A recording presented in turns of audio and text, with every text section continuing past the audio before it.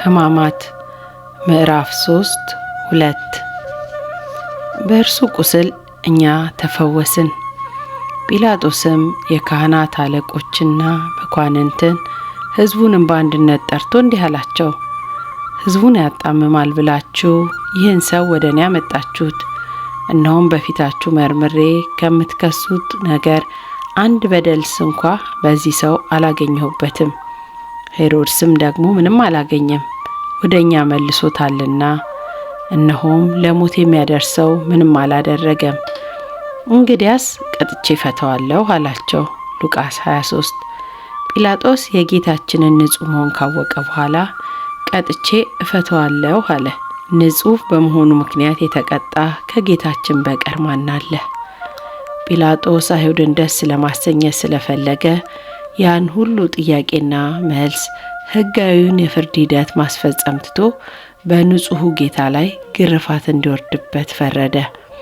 ነቢዩ ኢሳይያስ በውርደቱ ፍርዱ ተወገደ ብሎ እንደተናገረው ጲላጦስ በእርጋታ ጀምሮት የነበረውን ሕጋዊ የምርመራና የፍርድ ሂደት አሽቀንጥሮ ጥሎ ከሕግ ውጪ በዚያች ቀን በአይሁድ እጅ የተዋረደውን ጌታ ያለ ፍትሕ እንዲገረፍ ወሰነበት።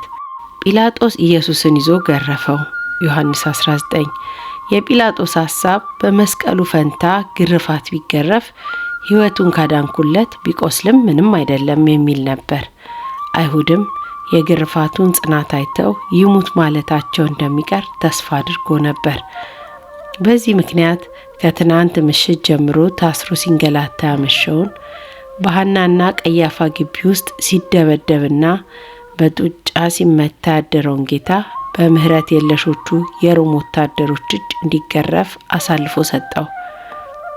የሮማውያን ግርፋት እንደ አይሁድ ግርፋት በጅራፍ ብቻ አይደለም።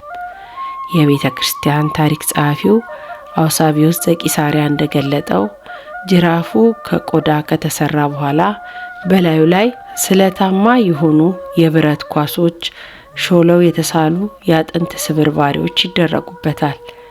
በዚህ አሰቃቂ የግርፋት መሳሪያና በጨካኞቹ ወታደሮች እጅ ወድቀው ስቃዩን መቋቋም ተስኗቸው የሞቱ ብዙዎች ናቸው። በጅራፉ ላይ የተሰሩት የብረት ኳሶችና የአጥንት ስብርባሪዎች በሚገረፈው ሰውነት ላይ ሲያርፉ ስጋውን እየነጩ የሚነሱ ስለሆነ ጅራፉ በሰውነት ላይ ማረፉ ብቻ ሳይሆን ከሰውነት ላይ የሚነሳበትም ቅጽበት እጅግ ለመግለጽ የሚከብድ ስቃይ የሚያደርስ ነው። የግርፋቱ መጠን በጨመረ ቁጥር የደም ስሮችና አጥንቶች እስከሚታዩ ድረስ የሚጎዳ የጎድን አጥንቶችን መሰባበር፣ ከፍተኛ የሆነ ውጫዊና ውስጣዊ የደም መፍሰስ፣ የሳምባ መጎዳት የሚያስከትል አሰቃቂ ሂደት ነው። በዚያች ቀን ጌታችንን ለመግረፍ የተመደቡት ወታደሮች እስራኤልን በብርሃን አምድ በሌሊት የመራቸውን አምላክ፣ ሙሴና አሮንን በደመና አምድ ያነጋገራቸውን አምላክ በድንጋይ አምድ ላይ ለመግረፍ እርቃኑን አሰሩት። የካህናት አለቆችን ደስ ለማሰኘት ሲሉም በሙሉ ኃይላቸው በታላቅ ጭካኔ እጅግ ብዙ ግርፋትን አዘነቡበት። አንድ ገጣሚ እንዳለው በሙሴ አድሮ የፈጣሪን ክብር ለማየት የለመነው የሰው ልጅ ፈጣሪ በጊዜ ጀርባዬን ታያለህ ብሎ የገባለትን ቃል ቢፈጽምለትና ጀርባውን ቢያሳየው ግርፋትን አዘነበበት። ዘጸአት 33። በእርግጥም ቅዱስ ያዕቆብ ዘስሩግ ከጲላጦስ ግርፋትን ይቀበልበት ዘንድ ጀርባን ፈጠረ እንዳለው አምላክ ሰው የሆነውና ጀርባን ለራሱ ያዘጋጀው ስለ ሁላችን ኃጢአትን ግርፋትን ሊቀበልበት ነበር። የሮማውያን ግርፋት ቅዱስ ጳውሎስ እንደተገረፈው እንደ አይሁድ ግርፋት በመጠን ተወስኖ አንድ ሲጎድል 40 ግርፋትን 5 ጊዜ ገረፉኝ እያለ የተገረፈው ሰው በሕይወት ተገርፎ እያስታወሰ የሚናገረው አይነት ግርፋት አይደለም። ሁለተኛ ቆሮንጦስ 11። ቤተ ክርስቲያናችን የጌታችንን ግርፋት 6666 ጊዜ እንደሆነ ስታስተምር 5000 ነው 4000 ነው የሚሉም አሉ። ይህን አሰቃቂ ግርፋት በሺህ ለሚቆጠር ጊዜ መገረፉን ግን ሁሉም ሊቃውንትና የታሪክ ሰዎች ተስማምተውበታል። ጌታችን እጅግ መገረፉን የሚያሳየን መስቀሉን ባሸከሙት ጊዜ በየስፍራው እስኪወድቅ ድረስ አቅም ማጣቱ ነው። የጌታን ግርፋቱንስ መቁጠር ቢቻልም እንኳ ስቃዩን ግን እንዴት ልንቆጥረው እንችላለን? ቤተ ክርስቲያናችን ከስጋው አልፎ አጥንቶቹ እስከሚታዩ ድረስ ስለተገረፈው አምላክ በዕለተ ዓርብ የምታነበውና የምታዜመው ራሱ ክርስቶስ አስቀድሞ በነቢዩ ዳዊት አድሮ ስለ ሕማሙ የተናገረው የትንቢት ቃል የስቃዩ መጠን ጥቂትም ቢሆን ለማሰብ ያግዘናል። እንደ ውሃ ፈሰስኩ፣ አጥንቶቼም ሁሉ ተለያዩ፣ ልቤ እንደ ሰም ሆነ፣ በአንጀቴም መካከል ቀለጠ፣ አጥንቶቼ ሁሉ ተቆጠሩ፣ እነሱም አዩኝ ተመለከቱኝም፣ አጥንቶቼ ተነዋወጡ። መዝሙር 22። ቅዳሴያችን እንዲህ ይላል። የወልድን መከራውን የሚናገር ምን አይነት አፍ ነው? ምን አይነት ከንፈር ነው? ምን አይነት አንደበት ነው? የፍቅር ጌታ ሕማማቱ በተነገረ ጊዜ ልብ ይለያል፣ ሕሊናም ይመታል፣ ነፍስም ትንቀጠቅጣለች፣ ስጋም ይደክማል። በእውነት የጌታችንን ስቃይ ለመግለጽ ምንም አይነት ቋንቋ፣ ምንም ያህል ቅኔ አቅም አይኖረውም። ቅዱስ ኤፍሬምም በክርስቶስ የተወደዳችሁ ሆይ ኑ ወደዚህ ቅረቡ፣ በዚህች ዕለት በዳዊት ከተማ የሆነውን አብረን እንይ። በተስፋው ቃል ሲጠበቁ የነበሩት የተመረጡት የአብርሃም ዘሮች ዛሬ ምን እንዳደረጉ እንመልከት። ጌታ ሆይ ረጅሙን ስቃይህን ማን ሊገልጸው ይችላል? ይላል። ይህ ሁሉ የሆነው ስለኛ ኃጢአት ነበር። ኦሪት የሚገረፍ ሰው የግርፋቱ ቁጥር እንደ ኃጢአቱ መጠን ይሁን ትላለች ዘዳግም 25።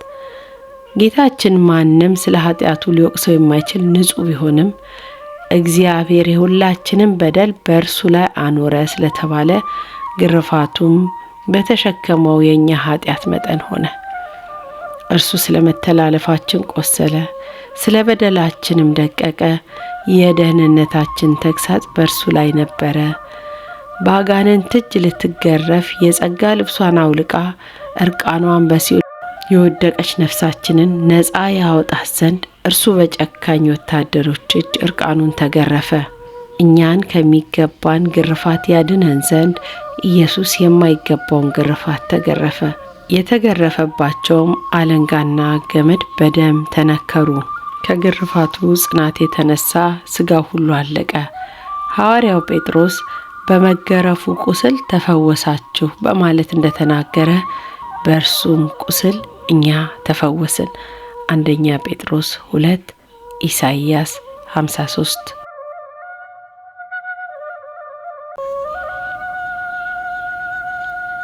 ቀሚስህ ለምን ቀላ?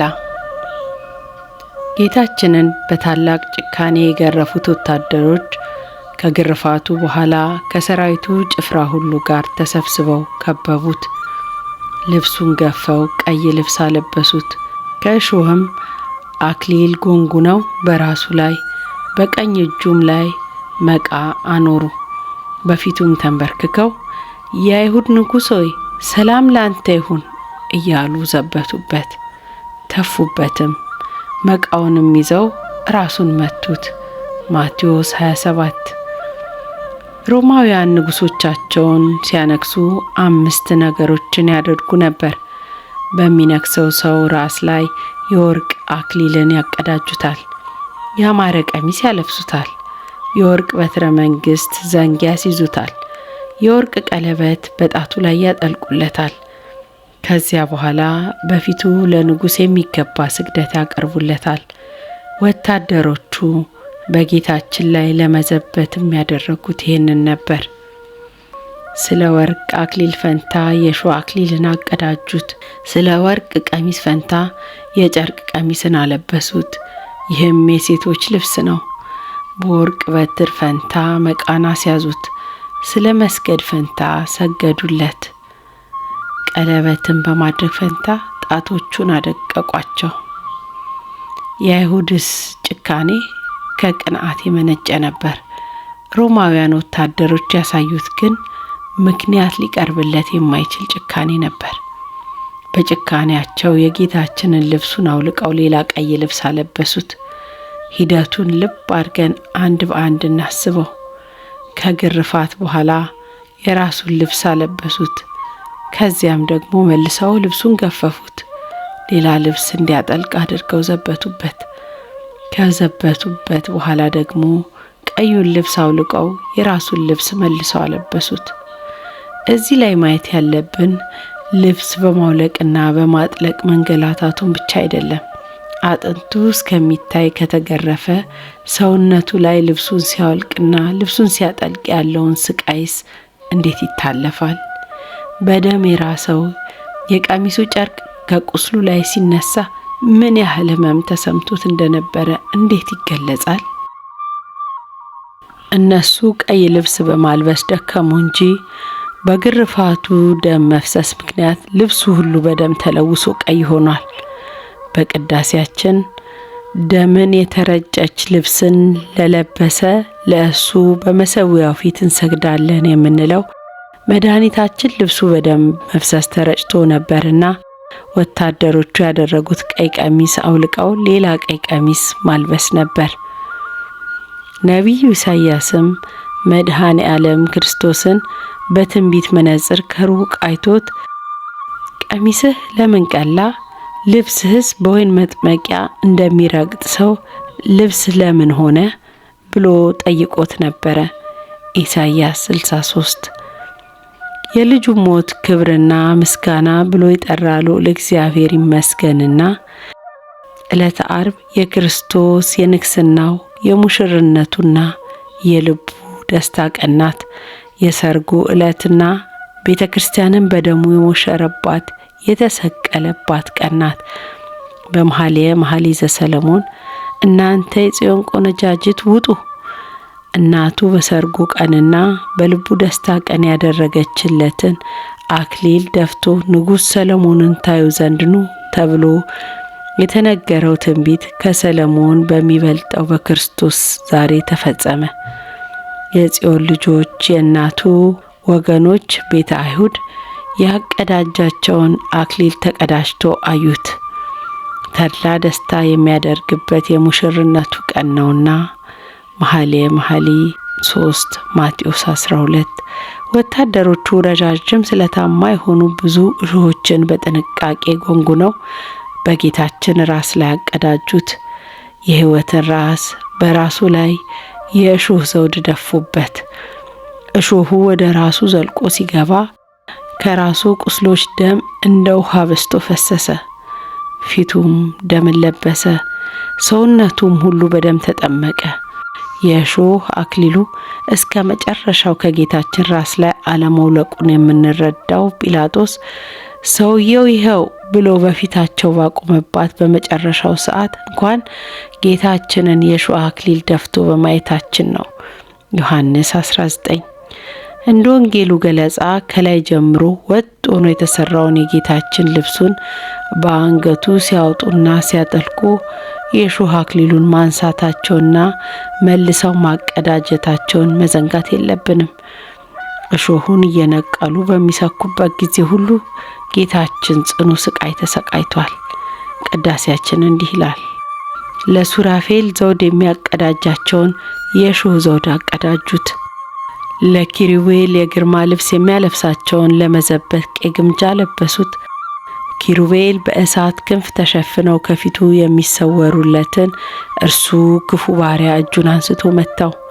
የመላእክት ሰራዊት በፍጹም መደንገጥ ለሚሰግዱለት እየዘበቱበት በፊቱ ተንበረከኩ። ይህ ያለ ትሕትና እንደምን ያለ ትሕትና ነው! ይህን ያለ ትዕግስትስ እንደምን ያለ ትዕግስት ነው! ይህን ያለ ዝምታስ እንደምን ያለ ዝምታ ነው! ይህን ያህል ሰው ማፍቀር እንደምን ያለ ፍቅር ነው! ቅዳሴ ዘዮሐንስ አፈወርቅ። ጌታችን የደፋው የእሾህ አክሊል ከወታደሮቹ ጭካኔ ባሻገር የሚያሳየን ታላቅ ነገር አለ። የሰው ልጅ ከገነት በተባረረ ጊዜ ምድር ከአንተ የተነሳ የተረገመች ትሁን፣ እሾህና አሜኬላን ታበቅልብሃለች ተብሎ ተረግሞ ነበር። ዘፍጥረት 3 ይህን በእርግማን የበቀለ እሾህ በዕለተ ዓርብ ተጎንጉኖ የጌታችን ዘውድ ሆነ። ጌታችን በዚያ ዕለት የደፋው አክሊል የእኛን ኃጢአት ነበር። የዓለምን እሾህ ሊነቅል መጥቷልና ይህ ለእርሱ ይገባው ነበር። ስለዚህ ኃጢአት፣ መተላለፍ፣ መከራና ስቃይ የተባሉት እሾሆች ተጎንጉነው በራሱ ላይ እንዲሸከማቸው ተደረጉ። እንዳለ ቅዱስ ያዕቆብ ዘስሩግ ምድር ካንተ የተነሳ እሾህን ታበቅላለች የሚለው ቃል ስለ መሬት ብቻ ሳይሆን ስለ አዳም የሚናገር ቃል ነው። ምድር የተባለች ሰውነትህ እሾህ ታበቅልብሃለች ማለት ነው።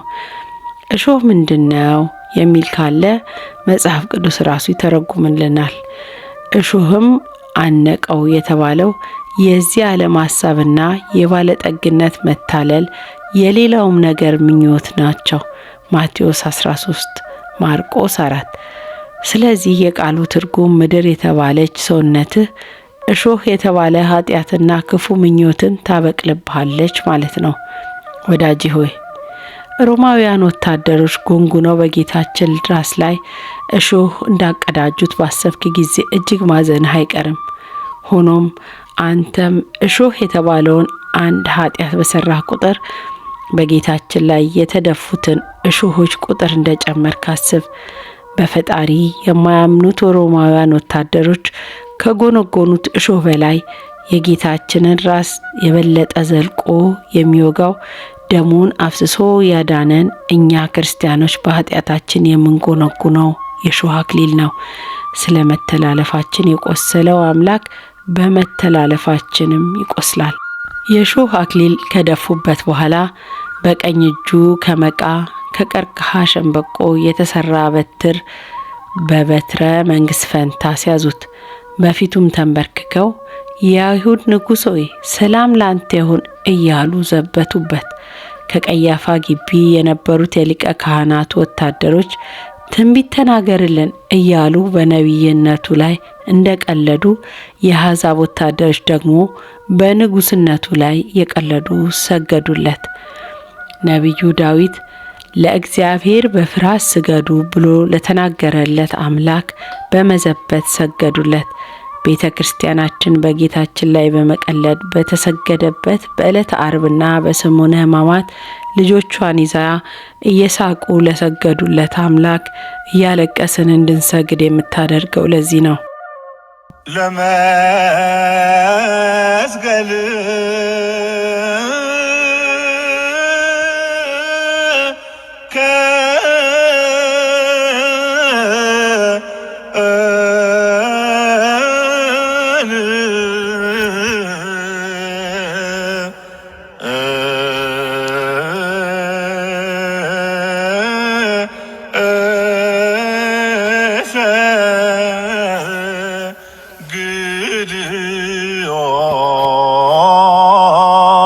ሊቅነ ወለ እንሳኤከ ቅድስት ንሴብሕ ኩልነ ይእዜኒ ወዘልፈን። አለቃችን ንጉሳችን ሆይ ለመስቀልህ ለመከራህ እንሰግዳለን፣ ቅድስት ትንሣኤህንም እናከብራለን የሚለውን የኦርቶዶክሳውያን ዓለም አቀፍ ጸሎት በተዋበ ያሬዳዊ ዜማ እያዜምን በነገስታት ንጉሥ ፊት እውነተኛ ስግደትን እናቀርባለን። እየዘበቱ በፊቱ ከሰገዱ በኋላ ማታ ሲደርስበት እንደነበረው አይነት በተመሳሳይ ንቀት በፊቱ ላይ ተፉበት። በአዳም ፊት ላይ የሕይወትን መንፈስ እፍ ባለው አምላክ በፊቱ ላይ ምራቃቸውን ተፉበት። በመትፋት ብቻ አላበቁም። በእጁ ያስያዙትን መቃ ተቀብለው በደረቀው እንጨት ራሱን መቱት። የእሾህ አክሊል የተደፋበትን ራሱን መቱት ማለት እሾሁን ወደ ራሱ እንደሚስማር እየመቱ እንዲገባ አደረጉ ማለት መሆኑና ምን ያህል ስቃይ እንደሚያስከትል እናስተውል። የሕይወትን ራስ፣ የማዕዘንን ራስ፣ የቤተ ክርስቲያንን ራስ፣ ለአለቅነትና ለስልጣን ሁሉ ራስ የሆነ የክርስቶስ ራሱን መቱት። የከበረ ራሱን በመቃ በመቱ ጊዜ መላእክት ተንቀጠቀጡ። ጌታችን ከኃጢአተኞች ምን ያህል ድፍረትና ንቀትን ተቀበለ? አላዋቂው የሰው ልጅስ በጌታ ፊት ላይ እንዴት ሊተፋበት ደፈረ? ይህ ሁሉ የሆነው ስለ ኃጢአቱ ሊተፋበት ይገባው በነበረው በሰው ልጅ ፈንታ ነው ይላል ቅዱስ ያዕቆብ ዘስሩግ።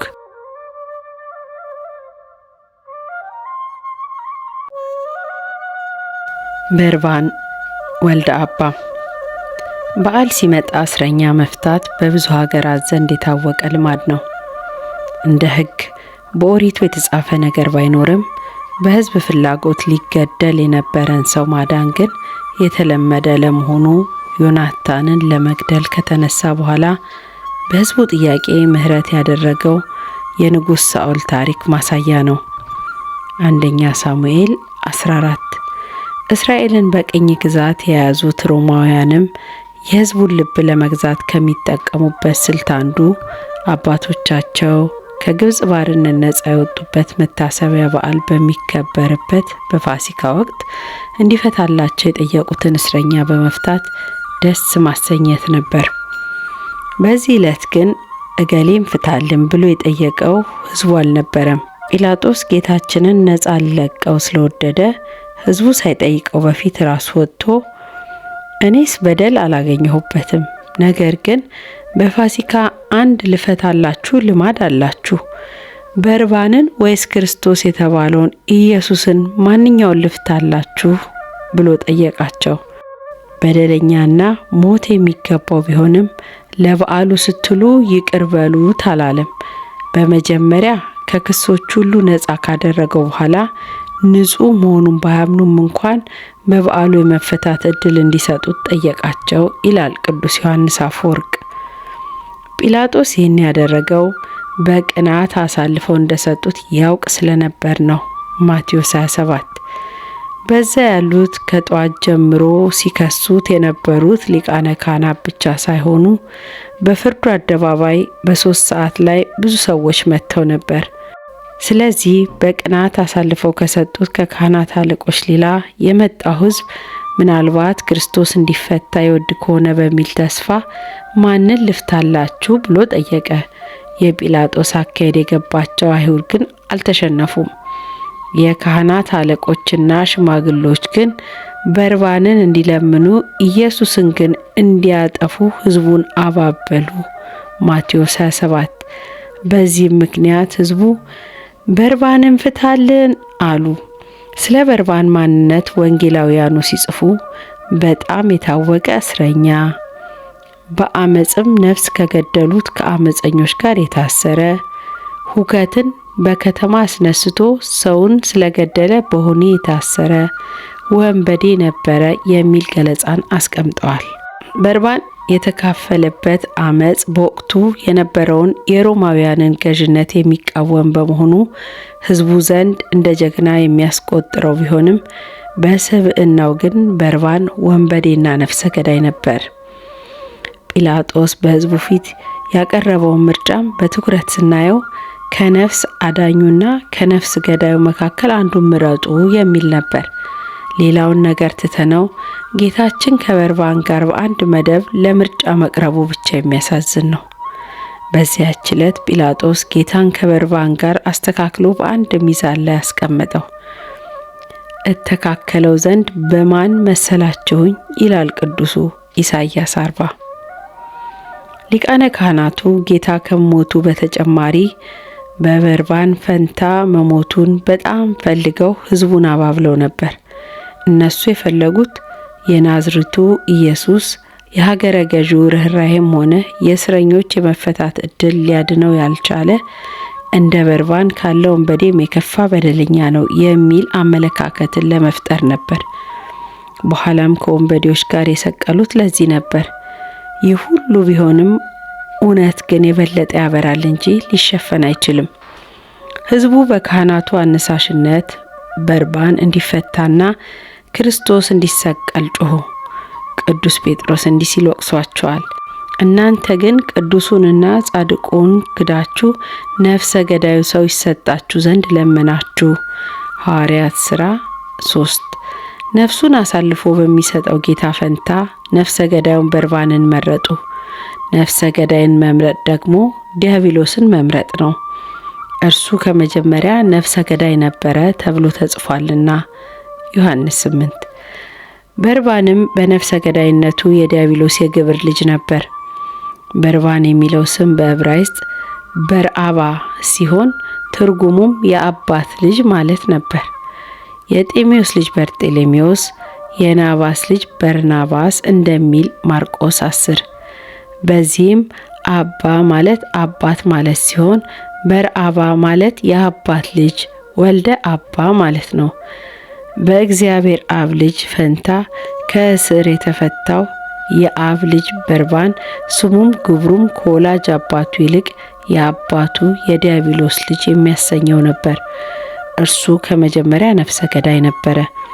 እናንተ ከአባታችሁ ከዲያብሎስ ናችሁና የአባታችሁ ምኞት ልታደርጉ ትወዳላችሁና እንዲል ዮሐንስ 8። አይሁድ የመረጡትም ይህንን ነፍሰ ገዳይ ነበር። ቅዱስ ቄርሎስ ዘእስክንድርያ ስለኛ ሲል ከእግዚአብሔር ጋር መተካከልን እንደ መቀማት ያልቆጠረውን ጌታችንን ትተው ቀማኛውን በዲያውን መረጡ። እርሱ የኛን ድነት ለራሱ ወስዶ ከእውነተኛው ነፍሰ ገዳይ ከዲያብሎስ ያዳነን ነው። ጲላጦስ እንዲያስፈቱት ቢጠይቃቸው በጩኸት እንዲገደል አደረጉ። በዚህም ጨርሶ ሕገ እግዚአብሔርን ያልተማሩት አሕዛብ በሕግ ከሚመሩት አይሁድ የተሻሉ ሆነው ተገኙ ይላል። ሕዝቡ በርባን ይፈታልን፣ ክርስቶስ ግን ይሰቀል ማለታቸውን ስንሰማ መቼም ሁላችንም ማዘናችንና ምን አይነት ክፎች ናቸው ብለን መውቀሳችን አይቀርም። ወዳጄ ሆይ እባክን እስቲ አይሁድንና ጲላጦስን ላፍታንቷቸው።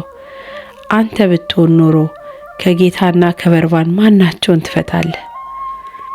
የእስክንድሪያው ትምህርት ቤት መምህር የነበረው ሊቅ በስጋው ክፉ ነገርን የሚሰራ ሁሉ በርባንን ፈቶ ክርስቶስን አሰረው፣ መልካም ነገርን የሚያደርግ ደግሞ ክርስቶስን ፈቶ በርባንን አስሮታል ይላል።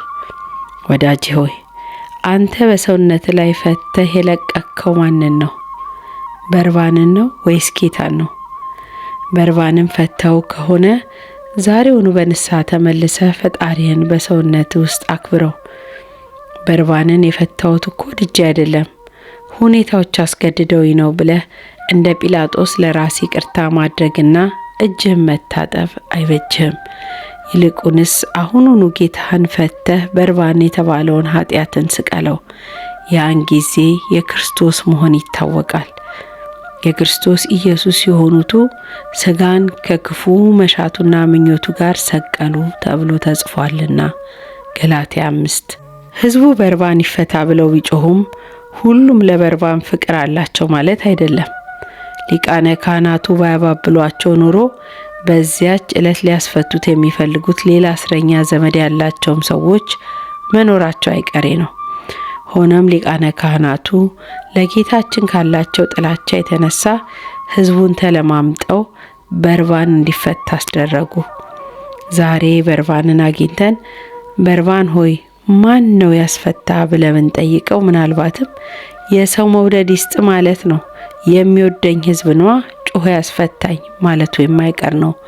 ሆኖም ሊቃነ ካህናቱና ተከታዮቻቸው በርባን ይፈታ ብለው የጮሁት ለበርባን ፍቅር ኖሯቸው ሳይሆን በጌታችን በኢየሱስ ክርስቶስ ላይ በነበራቸው ጥላቻ ምክንያት ነው። ስለዚህ በርባንን ከሞት ፍርድ አድኖ ያስፈታው ሕዝቡ ሳይሆን ጌታችን ነበር። ጌታችን በዚያች ዕለት የበርባንን ሞት ወስዶ የእርሱን ሕይወት ለበርባን ሰጠው። የበርባንን ሰንሰለት አስፈትቶ እርሱ ታሰረ። በርባን ሊሰቀል በነበረበት ቦታም ከበርባን ጓደኞች ጋር ተሰቀለ። ወዳጄ ሆይ ልብ ብለህ ከተረዳኸው በርባን እኮ አንተው ነህ።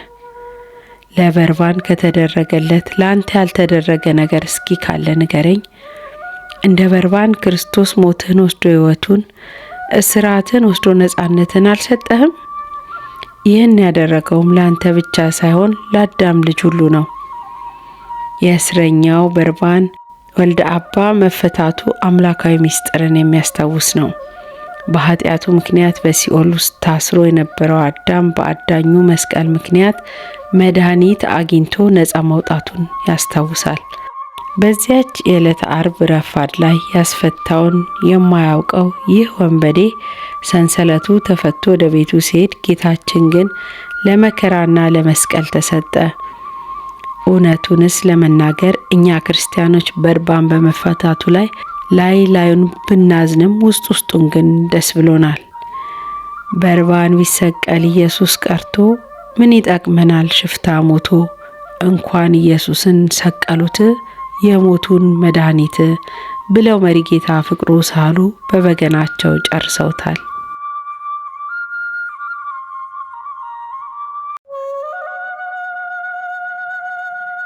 ደም የሚያወርሱ ወላጆች። ጲላጦስ በፍርድ ወንበር ላይ ተቀምጦ እያለ ከሚስቱ ዘንድ አንድ መልእክት ደረሰው። ስለ እርሱ ዛሬ በሕልሜ መከራን ተቀብያለሁና በዚያ ጻድቅ ሰው ምንም አታድርግ የሚል መልእክት ነበር። ማቴዎስ 27። የሚደንቅ ነው።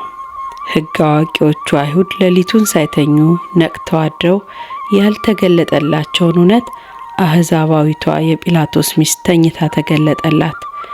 ሐዋርያት ፈርተው በሸሹባት በዚያች ሌሊት ይህች ሴት እንደ ሰማዕታት በእውኗም ባይሆን በሕልሟ ስለ እርሱ መከራን ስትቀበል አደረች። ሕልም ከእግዚአብሔር ከሰይጣንና ከሥራ ብዛት ሊታይ ይችላል። የዚህ ሴት ሕልም ግን ከእግዚአብሔር ዘንድ ነበረ። ለእርሱ ማሳሰቢያ ይሆን ዘንድ በአምላካዊ ሥራ ይህን ተናገረች። ወደ እርሱም መላኳ የሚከራከሩት ሰዎች ስላየችው ነገር እንዲደነቁ ነበረ ይላል ቅዱስ ኤፍሬም። ቅዱስ ዮሐንስ አፈወርቅም ይህ ሕልም ተራ ክስተት አይደለም፣ ከተከሰቱት ሌሎች ነገሮችና ስለ ክርስቶስ ንጽሕና ከተገኙት ማስረጃዎች ጋር ይህ ሕልም በዚያ ስህተታቸው ሊያስቆማቸው ይገባ ነበር። አክሎም ሕልሙ ለምን ለጲላጦስ አልታየውም? ምናልባት ለሕልሙ የተገባችው ሚስቱ ሆና ይሆናል። ወይም ደግሞ ቢያየውም እንኳን እንደ እርሷ ላያምንበትና ላይናገረው ስለሚችል ይሆናል። ሕልሙ የታወቀ ይሆን ዘንድ ሚስቱ ማየቷ የበለጠ አስፈላጊ ነበር።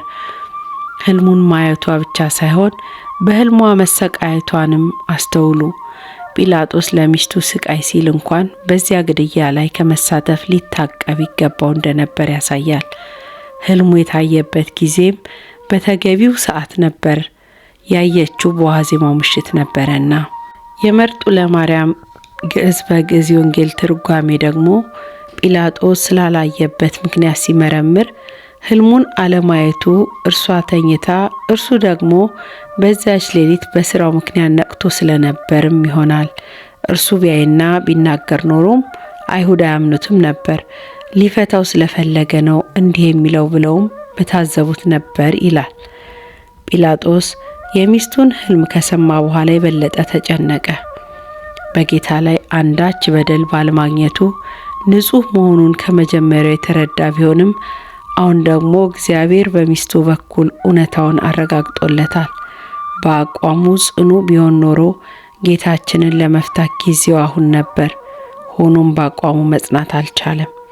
የተገረፈውን ጌታ የእሾህ አክሊል እንደ ደፋ በፊታቸው አውጥቶ እነሆ ሰውየው አላቸው። ዮሐንስ 19። ጲላጦስ ሳያውቀው ስለ ክርስቶስ ሰውየው ይኸው ብሎ ለአይሁድ ተናገርኩ ብሎ ለነቢያት መልስ ሰጠ። ነቢዩ ዳዊት ሰው እናታችን ጽዮን ይላል፣ በውስጧም ሰው ተወለደ ብሎ ለተናገረው ትንቢት ጲላጦስ ሰውየው ይሆንና ብሎ ተሰጥኦውን መለሰ። የተገረፈውንና የእሾህ ዘውድ የደፋውን ክርስቶስን ባዩ ጊዜ ስቀለው ስቀለው ብለው አደባባይ እስከሚናጋ ድረስ ጮኹ። በነቢዩ ርስቴ በዱር እንዳለ አንበሳ ሆናብኛለች፣ ድምጿንም አንስታብኛለች የተባለው ተፈጸመ። ኤርምያስ 12። የእግዚአብሔርን በግ ባዩት ጊዜ እንደ አንበሳ በታላቅ ድምፅ ጮኹ። ይህ ጥላቻን የተመላ ድምፅ እንዴት ያስጨንቃል! እንዲህ ይጮህበት ዘንድ ክርስቶስ ምን አደረገ? የማንን ርስት ቀማ? ሙት ከማንሳት፣ እውር ከማብራት፣ ለምጽ ከማንጻት በቀር እንዲህ ያለ ጩኸት ይጮህበት ዘንድ ምን አደረገ? የዓለም ትክክለኛ መልኳ ይሄ ነው። ሆሳዕና ተብሎ ሲዘመር ሁሉም መዝሙሩን ተቀብሎ ይዘምራል። አላፊ አግዳሚውም ይጋፋል። መሬት መርገጥ አይገባም ብሎ ልብሱን እስከ ማንጠፍ ይደርሳል። በተሰደብክበትና በተዋረድክበት ጊዜ ደግሞ ሁሉም ሊሰድብህ ይሻማል። ልትረግጠው አይገባህም ብሎ ባነጠፈል መሬት ላይ አንተን አንጥፎ ይረግጠሃል። ክሱን እንኳን ሳያጣራ ይሰቀል ይሰቀል ብሎ ይጮሃል። መንገድ አላፊው ሳይቀር በመሳደብ ይተባበራል። ዓለም ንጽህናንና እውነተኛነትን ብትወድ ኖሮ ከመድኃኔ ዓለም በላይ ንጹህና እውነተኛ የለም። የእርሱንም ያህል ለሰው መልካም ያደረገ የለም። ዓለሙን እንዲሁ የወደደውን አምላክ ግን ይህች ዓለም እንዲሁ ጠላችሁ። ወዳጅ ሆይ አንተ ምንም መልካም ብታደርግ እርሷን ካልመሰልክ ዓለም ትጠልሃለች። እንደ ቅዱስ አትናቴዎስ ዓለም የጠላችኝ እኔ አስቀድሜ ስለጠላኋት ነው ማለት ካልቻልክ ትሰበራለህ። ሁላችንም የዚች ዓለም እውነተኛ መልኳ ይሄ እንደሆነ ካሰብን ያለ ጥፋታችን በሚጠሉን ሰዎች አናዝንም። በዕለተ ዓርብ ይሰቀል ይሰቀል ተብሎ የተጮህበት ክርስቶስ ዓለም ቢጠላችሁ ከእናንተ በፊት እኔን እንደጠላኝ እወቁ ያለውን ቃል እናስታውሳለን። ዮሐንስ 15። ከዚህ በኋላ አይሁድ አስቀድሞ ያላቀረቡትን አዲስ ክስ ጨምረው የእግዚአብሔር ልጅ ነኝ ይላል ብለው ጮሁ። የአማልክት ልጅ የሚሉ ታሪኮችን ከለመዱት አሕዛብ ወገን የሆነው ጲላጦስ የአምላክ ልጅ ነኝ ይላል ብለው ሲነግሩት ፈራ። ወደ ጌታችን ተመልሶ ገብቶ እንደ አዲስ አንተ ከወዴት ነህ ብሎ ምርመራ ጀመረ። ጌታችን ተገቢውን መልስ በተገቢው ጊዜ ሰጥቷልና አንዳች አልመለሰለትም። ጲላጦስ ይህን ጊዜ አትነግረኝምን? ልሰቅልህ ስልጣን እንዳለኝ ወይም ልፈታ ስልጣን እንዳለኝ አታውቅምን? አለው። የስልጣናት ሁሉ ባለቤት የሆነው ሊቀ ስልጣናት ኢየሱስ ክርስቶስን መልሶ ከላይ ካልተሰጠ በቀር በእኔ ላይ ምንም ስልጣን ባልነበረህም፣ ስለዚህ ካንተ ይልቅ ለአንተ አሳልፎ የሰጠኝ ኃጢአቱ የባሰ ነው አለው። ዮሐንስ 19። ይህን የጲላጦስ ኃይለ ቃል ሊቁ እንዲህ ይወቅሳል። ጲላጦስ ሆይ ልሰቅልህም ልገድልህም ይቻለኛል አትበል። በፊትህ ቆሞ የምታየው ሰማይን ያለ ምሰሶ ያቆመውን ነው። በገመድ ታስረው የምታያቸው እነዚህ እጆችም ምድርን የፈጠሩ ናቸው። ጲላጦስ ሆይ የምትመለከታቸው እነዚህ ጣቶችም ከዋክብትን አበቦችን የፈጠሩ ናቸው። የምትመለከታቸው እነዚህ ዓይኖች ምድርን የሚመለከቷት እንድትንቀጠቀጥም የሚያደርጓት ናቸው። ርቱዐ ሃይማኖት 15። አይሁድ የጲላጦስን የአቋም መዋዠቅ ሲያዩ ኃይላቸው እየበረታ ሄደ። ከዚህ በኋላ ወጥቶ በርባን ይፈታ ላሉት ሰዎች ክርስቶስ የተባለው ኢየሱስን እንግዲህ ምን ላርገው አላቸው። ይህንን ያለው አሁንም በሕዝቡ ላይ ተስፋ ስላልቆረጠ እውነት ይህ ሰው ይመጣል የተባለው መሲሁ ቢሆንስ ብለው እንዲከብዳቸው ነበር። እነርሱ ግን ይሰቀል ይሰቀል አሉ። እርሱም ምን ነው ያደረገው ክፋት ምንድን ነው አለ። እነርሱ ግን ይሰቀል እያሉ ጩኸት አበዙ። ማቴዎስ 27። ይህንስ ብትፈታው የቄሳር ወዳጅ አይደለህም፣ ራሱን ንጉሥ የሚያደርግ ሁሉ የቄሳር ተቃዋሚ ነው እያሉ ጮኹ። ዮሐንስ 19። የአብርሃም ዘር ነን ለአንድ እንኳን ባሪያዎች አልሆንም ብለው ሲፎክሩ እንዳልኖሩ ዛሬ ግን ከቄሳር በቀር ንጉሥ የለንም ብለው ጮኹ። ዮሐንስ 8። ጲላጦስን በስልጣኑ ቀልድ ከማያውቀው ከጨካኙ ጢባሪዮስ ቄሳር ጋር ሊያጋጨው የሚችለው አጣብቂኝ ውስጥ ከተቱት። እርሱ ከበርባንና ከክርስቶስ ምረጡ እንዳላቸው እነርሱ ደግሞ በተራቸው ከቄሳርና ከክርስቶስ ምረጥ ብለው አስጨነቁት። ስለዚህ ጲላጦስ ተፍረከረከ። ብዙዎች ስልጣናቸውን ላለማጣት ሲሉ ለእውነት መቆም ተስኗቸው በብዙ ንጹሐን ላይ ሞትን ይፈርዳሉ። በምንም አይነት ውሃ እጃቸውን ቢታጠቡ የማይጸዳ ግፍንም ለስልጣናቸው ሲሉ ይፈጽማሉ። ቅዱስ ዮሐንስ አፈወርቅ እንዲህ ገልጸዋል። ጲላጦስ ክርስቶስ እንዲሰዋ ስለምን ፈቀደ? ጳውሎስን እንዳዳነው የመቶ አለቃ ክርስቶስን ለምን አላዳነውም? ያም የመቶ አለቃ ጳውሎስን ቢገድለው ኖሮ አይሁድ ደስ እንደሚላቸውና ያንም ባታደርግ ኖሮ ተቃውሞ እንደሚያስነሱበት ያውቅ ነበር። ነገር ግን በአቋሙ ጸንቶ ቆመ። ጲላጦስ ግን ይህን አላደረገም። እጅግ ልፍስፍስና ደካማ ነበር። በእነርሱም ጥፋት ተካፋይ ሆነ። በአይሁድ መሪነትና በሕዝቡ አድማ ፊት ጸንቶ መቆም አልቻለም። በሁሉም ነገር ለእነርሱ እድል ሰጣቸው። ጲላጦስ ይህን ጊዜ ሁከት እንዲጀመር እንጂ አንዳች እንዳይረባ ባየ ጊዜ ውሃ አንስቶ እኔ ከዚህ ሰው ደም ንጹሕ ነኝ፣ እናንተ ተጠንቀቁ ሲል በሕዝብ ፊት እጁን ታጠበ፣ አሳልፎም ሰጣቸው። ማቴዎስ 27። ይህ የሮማዊ የጲላጦስ ድርጊት የክፉዎችን ማህበር ጠላው። ከዝንጎች ጋር አልቀመጥም፣ እጆቼን በንጽህና አጥባለሁ የሚለውን የዳዊትን መዝሙር ሲደግሙ ለሚኖሩ አይሁድ ማስጠንቀቂያ ደወል ሊሆን ይገባው ነበር። መዝሙር 26። አይሁድ የንጹሕን ጌታ ደም በማፍሰስ ተጠያቂ እንዳይሆኑ ከዚህ ሰው ደም ንጹሕ ነኝ በሚለው የይሁዳና የጲላጦስ ንግግሮች ውስጥ 2 ጊዜ ማስጠንቀቂያ ተሰጥቷቸው ነበር። እነርሱ ግን ከቁብም አልቆጠሩት። አልፈው ተርፈው ደሙ በእኛና በልጆቻችን ላይ ይሁን አሉ። ማቴዎስ 27። ቅዱስ ጳውሎስ ከኃጢአተኞች በደረሰበት እንዲህ ባለ መቃወም የጸናውን አስቡ እንዳለ በጌታ ላይ የገዛ ወገኖቹ በተቃውሞ ጮሁበት። ዕብራውያን 12። አፈወርቅ እንዲህ ይላል፣ የተራገሙት ራሳቸውን ብቻ አልነበረም፣ በገዛ ልጆቻቸው ላይ ሳይቀር እርግማንን አወረዱ። ሊገለጽ በማይችል እብደት ውስጥ ነበሩ። አይሁድ ከራሳቸው አልፈው በልጆቻቸው ላይ ያወረዱት እርግማን ውጤቱ ምንድን ነው? በእርግጥ እስራኤላዊ ሁሉ የጌታችን ደም አለበት ማለት ነው? መልሱ አለበትም የለበትምም የሚል ነው። በደፈናው አለበት ብቻ ካልን የመጀመሪያዎቹ ክርስቲያኖች ቅዱሳን ሐዋርያትም ጭምር እስራኤላውያን በመሆናቸው ደሙ በእነርሱ ላይ ነው ሊያሰኘን ነው። ሆኖም እግዚአብሔር በግልጥ የአባቶች መልካም ስራም ሆነ በደል በልጆች ላይ ስለሚኖረው ውጤት ከቀድሞ ጀምሮ የተናገረውን ማየት ከቻል ጉዳዩ አያውከንም። እነሆም ልጅ ቢወለድ ጻድቅ አባቱ የሰራውን ስራ ባይሰራ እርኩሰትን ቢያደርግ በሕይወት ይኖራልን? በሕይወት አይኖርም። ይህን እርኩሰት ሁሉ አድርጓልና ፈጽሞ ይሞታል፣ ደሙ በላዩ ላይ ይሆናል።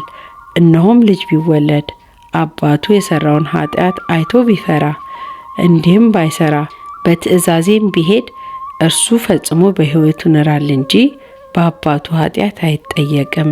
ሕዝቅኤል 18። ስለዚህ ደሙ በልጆቻችን ላይ ይሁን የሚለው እርግማን በልጆቻቸው ላይ በእብደት ቢናገሩም ይህ እርግማን ሊደርስ የሚችለው የአባቶቻቸውን የክፋት ጎዳና ተከትለው የክርስቶስ የሆኑትን በሚያሳድዱት ላይ ብቻ ነው። በዚህም ምክንያት የተሰጣቸውን የንስሐ ዘመን ያልተጠቀሙና የክርስቶስ ተቃዋሚ ሆነው የቀጠሉ ሰላም አጥተው ቂም አዝለው ደም ጨብጠው እንደሚኖሩ ለመረዳት ከዛ በኋላ ከተከሰቱ ታሪካዊ ክስተቶች ለመረዳት ይቻላል። እንኳን አምላካዊውን ደም ይቀርና የማንንም ሰው ደም በግፍ ያፈሰሰ ሰው በንስሐ ካልተመለሰ በስተቀር ዕዳ እንዳለበት ግልጽ ነው። የየዋሁ የአቤል ደም ከምድር ይጮሃል ተብሎ ተጽፏል። ዘፍጥረት 4። የመድኃኔ ዓለም ደም ግን ሐዋርያው ከአቤል ደም ይልቅ የሚሻለውን ወደሚናገር ደም ደርሳችኋል እንዳለው ከአቤል ደም የሚበልጥ ነው። ዕብራውያን 12። ሆኖም የጌታችን ደም ይቅርታን ለሚሹ ሁሉ ከኃጢአት ሁሉ የሚያነጻ ነው እንጂ እንደ አቤል ደም ከሳሽ ብቻ አይደለም። ይህ ደም ስላፈሰሰው ወንድሙን እንደሚከስ እንደ አቤል ደም አይደለም። የሕዝብና የአሕዛብን ኃጢአት የሚያርቅ ነው እንጂ እንዳለ አባ ጊዮርጊስ እግዚአብሔር የአይሁድን እብደት ተከትሎ በሁሉም ላይ መቅሰፍትን አላወረደም። ሰውን ወዳጁ አምላክ በራሳቸው ላይ የፈረዱትን ፍርድ እንኳን አልያዘባቸውም። በእነሱም ሆነ በልጆቻቸው ላይ እርግማኑን አላጸደቀም። ከእነርሱም ሆነ ከልጆቻቸው መካከል በንስሐ የተመለሱትን ተቀብሏቸዋል። የማይቆጠሩ በጎ ነገሮችንም ለመቀበል የተገቡ አድርጎ ቆጠራቸው ይላል ልሳነ ወርቅ ዮሐንስ።